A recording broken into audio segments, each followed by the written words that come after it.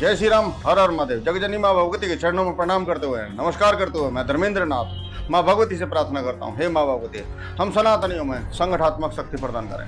हम सनातनियों को धन शक्ति दे, बल शक्ति दे, विद्या शक्ति दे, जिससे अपने राष्ट्र की, अपने धर्म की, अपने स्वाभिमान की रक्षा कर सके। मेरे सनातन धर्मियों, आज 18 अगस्त को एक आह्वान किया गया था बांग्लादेश हिंसा के ऊपर। उस प्रोटेस्ट में मैं भी गया था। वीडियो मैं दूसरे विषय पे बनाना चाह रहा था। जो 21 अगस्त को एक प्रोटेस्ट हो रहा है भारत के अंदर, आंदोलन किया जा रहा है, भारत बंद किया जा रहा है, उस विषय पर मैं वीडियो बनाना चाह रहा था, परंतु मुझे ये विषय मुझे ज़्यादा गंभीर लगा। बांग्लादेश हिंसा के ऊपर जंतर मंतर पर पिछले 10 दिन के अंदर काफ़ी प्रोटेस्ट हुए। कभी कोई संगठन आकर के आह्वान करता है, कभी कोई संगठन आके आह्वान करता है, कभी कोई संगठन आह्वान करता है, कभी कोई और संगठन आह्वान करता है। और आज जंतर मंतर पर भी ऐसा हुआ। विषय एक, स्थान एक, प्रोटेस्ट 2। एक संघ प्रोटेस्ट में 20 संगठन के अध्यक्ष निमंत्रित थे और एक व्यक्ति अकेला 1 घंटे बोलता रहा। उसके अपने कैमरामैन थे। 1 घंटा आर्टिकल, ये आर्टिकल, वो पता नहीं क्या क्या बता रहा था। और जो उसके साथ में भीड़ लगी हुई थी, उस भीड़ में कम से कम 2 से किसने बुलाया, तो उसने ये बोला कि मुझे 200 रुपये दे करके। मैंने ये आप जो बोल रहे हैं कि आपको समझ में आता है? कह रही मुझे तो पता ही नहीं है। जैसे नेता लोग करते हैं ना, भीड़, पैसा ला करके भीड़ इकट्ठी करना, और आज ऐसा ही हुआ।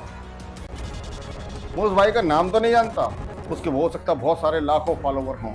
फॉलोवरों को खुश करने के लिए वो ऐसा कर रहा है।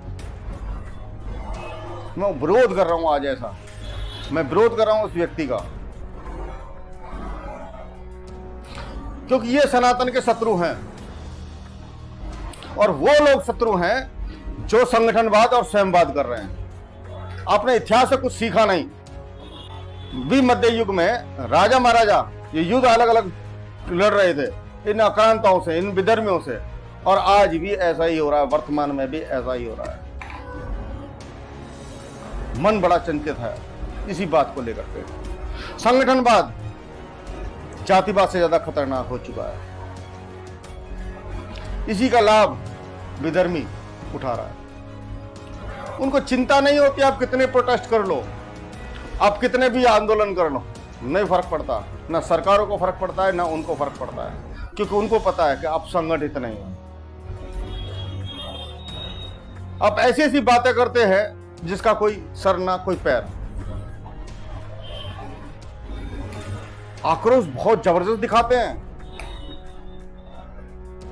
कि ये हो रहा है, वो हो रहा है, वहां हमारे सनातनी के साथ ऐसा हो गया, वहां सनातनी के ऐसा होगा। होगा भाई,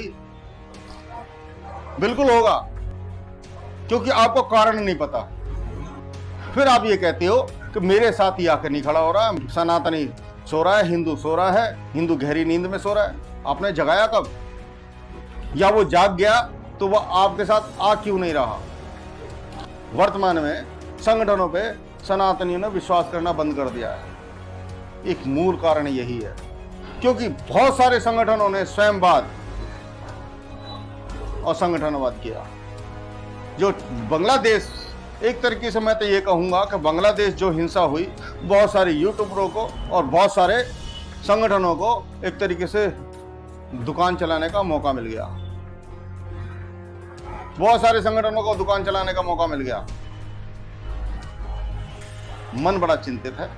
कड़वी बात कह रहा हूं। समझ में आती है तो समझो, ना समझ में आती है तो फिर ऐसे ही कटने के लिए तैयार रहो। क्योंकि बकरी चोर बांग्लादेश का हो, चाहे केरल का हो, चाहे अफगानिस्तान का हो, चाहे नॉर्थ ईस्ट का हो, चाहे महाराष्ट्र का हो, चाहे यूएसए का हो, चाहे कहीं का भी हो, बकरी चोर एक स्वर में बात करता है। आपको पता है शत्रु कौन है, मगर आपको खंड खंड बात करनी है, अलग अलग के बातें करनी है कि मैं सबसे अच्छा वक्ता हूं और मैं अच्छा काम कर रहा हूं। अपने संगठन के बातें बताना चालू कर देते कि मैंने ये करा, मैंने वो करा, मैंने ये कर दिया, मैंने वो कर दिया। उस व्यक्ति से अगर व्यक्तिगत पूछा जाए तो उसके साथ केवल 4 व्यक्ति नजर आते हैं। इसलिए आपके साथ लोग खड़े नहीं होते। अगर देश को बचाना है, राष्ट्र को बचाना है, सनातन को बचाना है, तो भूमि स्तर पर आना पड़ेगा। उन युवाओं को प्रेरित करना पड़ेगा जो सामाजिक व्यापार के लिए आगे आते हैं। जैसे आप इंश्योरेंस कराते हैं ना, अपनी जीवन का रक्षा का इंश्योरेंस कराते हैं ना, ऐसे ही आपको इंश्योरेंस कराने पड़ेंगे। जो बच्चे जो संगठन के साथ में जुड़ते हैं, उन संगठनों को माध्यम से उनको रोजगार देने पड़ेंगे, उनको सक्षम बनाना पड़ेगा, सामाजिक व्यापार के लिए प्रेरित करने पड़ेंगे। जो भी संगठन अपने अपने क्षेत्र में काम कर रहे हैं, वो सभी संगठित होकर के जब तक आप काम नहीं करेंगे तब तक आप विश्वास नहीं जीत सकते आम सनातनियों का। आरोप लगाना बंद करें। यह आरोप लगाना आपके लिए हितकर नहीं, सनातन के हितकर नहीं। आपके लिए हितकर हो सकता है मगर सनातन के लिए हितकर नहीं, हिंदू के लिए हितकर नहीं। मेरी एक नैतिक जिम्मेदारी है कि आप लोगों को सचेत करो। एक लक्ष्य जब आपका है, शत्रु आपका एक है, तो आपको संगठित होना पड़ेगा। नहीं कहता संगठन को अलग अपना खत्म कर दो, परंतु आपको एक मंच पर आना पड़ेगा।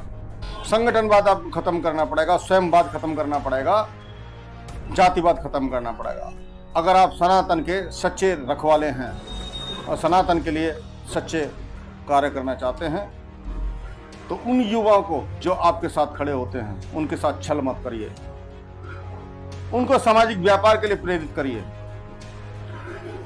संगठनवाद, स्वयंवाद, जातिवाद, क्षेत्रवाद, भाषावाद, इन वाद विवादों से दूर रहो। बकरी चोरों के आप षड्यंत्र को समझ नहीं पा रहे हैं। चेहरा तो आप कभी भी चमका लोगे, आप जीवित रहेंगे तो। कौन मना करता है अपना चेहरा में ना चमकाओ? चमकाओ, करके चमकाओ। महाकाल माँ काली से प्रार्थना करता हूँ, हे माँ भगवती, हम सनातनियों को सुखी, सुरक्षित एवं संपन्न बनाएं। संगठित रहें, संगठित करें और संगठित व्यापार करें। जय श्री राम। हर हर महादेव।